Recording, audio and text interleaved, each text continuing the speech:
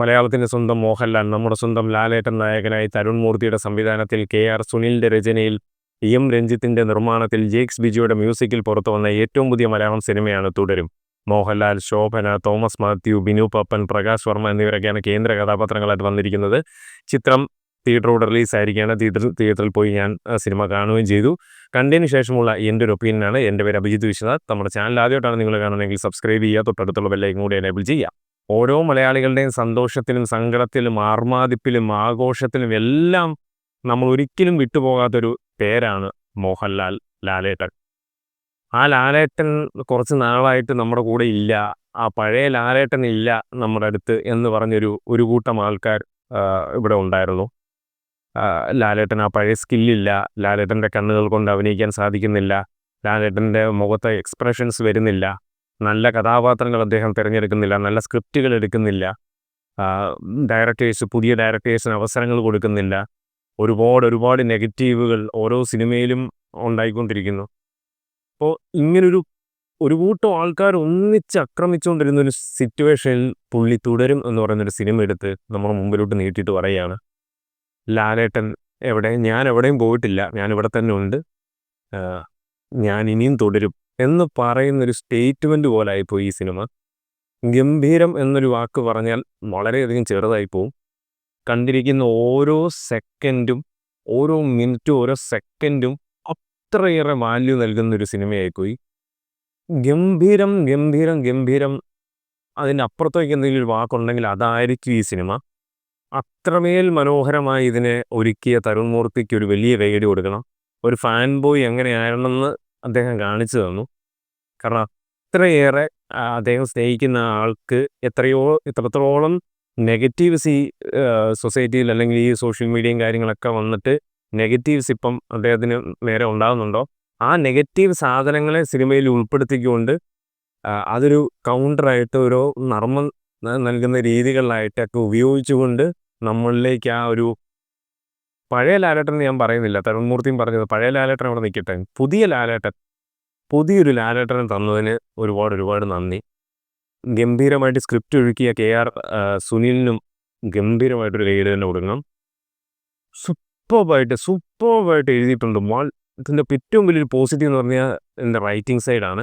ഓരോ ക്യാരക്ടറിനും ഓരോ പ്രോപ്പർട്ടിക്കും ഈ സിനിമയിൽ അതുപോലൊരു വാല്യൂ ഉണ്ട്. ഒരു വണ്ടിയാവട്ടെ, ആ വീട്ടിലെ പട്ടിയാവട്ടെ, അതിനൊക്കെ ഒരുപാട് വാല്യൂസ് നൽകിക്കൊണ്ട് ആ കഥാപാത്രങ്ങൾ അവരെ കൂടി കഥാപാത്രങ്ങളായിട്ട് ഈ സിനിമയിലേക്ക് കൊണ്ടുവന്നു എന്നുള്ളത് ഭയങ്കര രസമുള്ളൊരു കാര്യമാണ്. സൂപ്പർബായിട്ട് ആ ഒരു സെക്ഷൻ എടുത്തിട്ടുണ്ട്. ആ എഴുതി വെച്ച കാര്യം ഗംഭീരമായിട്ട് മെയ്ക്ക് ചെയ്ത് തരുൺ മൂർത്തി വെച്ചിട്ടുണ്ട്.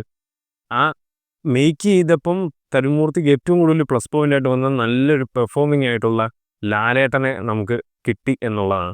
ലാലേട്ടൻ അത് ഗംഭീരമായിട്ട് പെർഫോം ചെയ്തു വെച്ചു. ഗംഭീരമായിട്ട് ശോഭന മാമും അവരുടെ റോള് ഗംഭീരമായിട്ട് ചെയ്തു. തോമസ് മാത്യു അവരുടെ റോളുകൾ ഗംഭീരമായിട്ട് ചെയ്തു. ബിനു പപ്പൻ ഗംഭീരമായിട്ട് ചെയ്തു.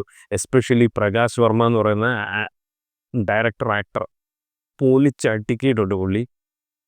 എല്ലാവരും ഈ സിനിമയിൽ വന്ന് നിന്ന് പോയ എല്ലാവരും തന്നെ അവരുടെ റോളുകൾ ഗംഭീരമായി ചെയ്യുകയും അത് നല്ല രീതിയിൽ എക്സിക്യൂട്ട് ചെയ്യുകയും ചെയ്തതുകൊണ്ട് തന്നെ സൂപ്പർ ഫീൽ നൽകിയ, സിനിമ തീർന്നിട്ടും തിയേറ്റർ വിട്ടു പോരാൻ മനസ്സനുവദിക്കാത്ത രീതിയിലേക്ക് അവിടെ പിടിച്ചിരുത്തുന്ന ഒരു മാജിക് അവിടെ സിനിമയിലുണ്ടായി.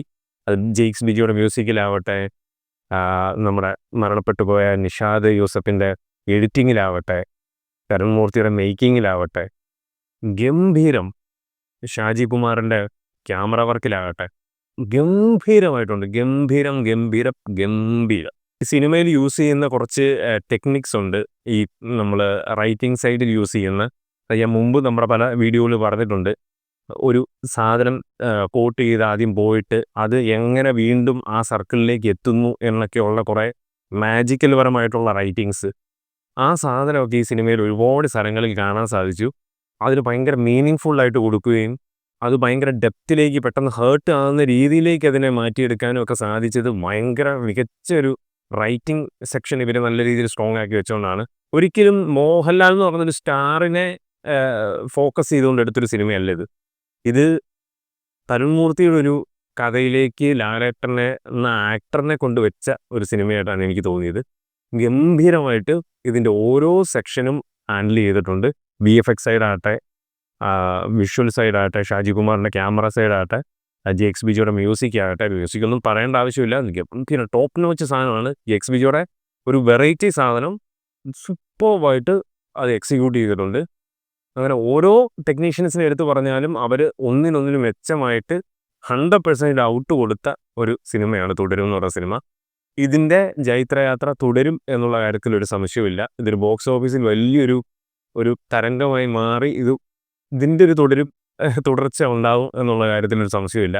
സൂപ്പർ, വേറെ വാക്കുകളില്ല ഇതിനെക്കുറിച്ച് പറയാൻ. ഇനി പറഞ്ഞ് നമ്മളെ കുളമായി പോവും. നിങ്ങൾ തിയേറ്ററിൽ തന്നെ പോയി കാണുക, കണ്ട് എക്സ്പീരിയൻസ് ചെയ്യുക.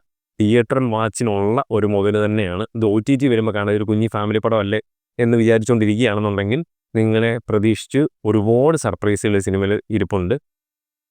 ഫാമിലി ആയിട്ട് പോയി കാണാൻ പറ്റിയ അത്രയേറെ വാല്യൂ നൽകുന്ന ഒരു വളരെ ഗംഭീരമായിട്ടുള്ള ഒരു സോഷ്യലി റെലവൻ്റ് ആയിട്ടുള്ളൊരു മെസ്സേജ് നൽകുന്ന, മനസ്സിൽ തട്ടുന്ന, ഒരു വിങ്ങലുണ്ടാക്കുന്ന ഒരു മനോഹരമായ ലാലേട്ടൻ ചിത്രമാണ് തുടരും. പോയി കണ്ടു നോക്കുക. അവർ ആദ്യം തുടരിൻ്റെ പോസ്റ്റർ ഇറക്കിയപ്പോൾ പറഞ്ഞു അതിലൊരു തുന്നിക്കെട്ടുണ്ടെന്ന്. എന്താണ് ആ തുന്നിക്കെട്ടെന്ന് കാണാൻ നിങ്ങൾ സിനിമയിലേക്ക് പോവുക, കണ്ട് മനസ്സിലാക്കുക, കണ്ട് എൻജോയ് ചെയ്യുക, എക്സ്പീരിയൻസ് ചെയ്യുക. മനസ്സ് നിറഞ്ഞ് ഇറങ്ങി വരിക, നെഞ്ച് വിരിച്ച് ഇറങ്ങി വരുന്നു എന്നൊക്കെ പണ്ട് നമ്മൾ പറഞ്ഞായിരുന്നു, കേട്ടിട്ടുണ്ടല്ലോ ഒരു ഡയറക്ടർ. അത് സത്യമായത് ഇവിടെയാണ്. സിനിമ കഴിഞ്ഞ് ഇറങ്ങി വരുമ്പോൾ ഞാനൊരു ലാലേട്ടൻ ഫാൻ ആണോടാ എന്ന് പറയുന്നതിലൊരു, പണ്ട് ഞാൻ പറഞ്ഞിട്ടുണ്ട് പുള്ളിപ്പടം പൊട്ടിയപ്പോഴും, ബട്ട് സ്റ്റിൽ ഇപ്പോഴും നമുക്ക് ആ ഒരു സന്തോഷമുണ്ടല്ലോ നമ്മുടെ ആ ലാലേട്ടനെ തിരിച്ച് കണ്ടതിൻ്റെ. ആ സീനുകൾ ഏതൊക്കെയാണെന്ന് ഞാൻ പറയുന്നില്ല, അത് പറഞ്ഞ സ്പോയിലറായി പോവും. ഉണ്ട് സംഭവം, ഇറുക്ക് നമ്മൾ തൂക്കി, അതെന്നെ പറയാം. മനസ്സ് നിറഞ്ഞിട്ടുണ്ട്. നിങ്ങൾ തിയേറ്ററിൽ പോയി കാണുക. ഞാനിപ്പോൾ ഒഡീഷയിലാണുള്ളത്. ഒഡീഷയിലെ സിനിപോളിസ് തിയേറ്ററിലാണ് ഞാൻ സിനിമ പോയി കണ്ടത്. രാത്രി 10:30 ഷോ. പടം കഴിഞ്ഞതാ ഇപ്പം നിങ്ങളോട് സംസാരിക്കുമ്പോൾ സമയം ഇപ്പോൾ 2 മണിയാണ് റൂമിൽ വന്ന സമയം. അപ്പോൾ ഇത് കഴിഞ്ഞിട്ട് വേണം എനിക്കൊന്ന് പോയി കിടന്നുറങ്ങാൻ.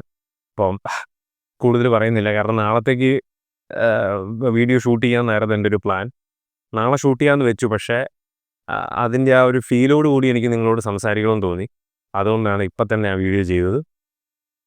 പോയി കാണുക. ഇത്ര പറയാനുള്ളൂ. ഓൾറെഡി കണ്ടിട്ടുള്ളവരാണ് നിങ്ങളുടെ അഭിപ്രായം കമൻറ്റ് ബോക്സിൽ രേഖപ്പെടുത്തുക. വീഡിയോ ഇഷ്ടപ്പെട്ട് കഴിഞ്ഞാൽ ലൈക്ക് ചെയ്യുക, കമൻറ്റ് ചെയ്യുക, സബ്സ്ക്രൈബ് ചെയ്യുക. തൊട്ടടുത്തുള്ള ബെല്ലൈക്കൺ കൂടി എനേബിൾ ചെയ്യുക. അടുത്ത വീഡിയോ ആയിട്ട് കാണുന്നവരെ പീസ് ഔട്ട്.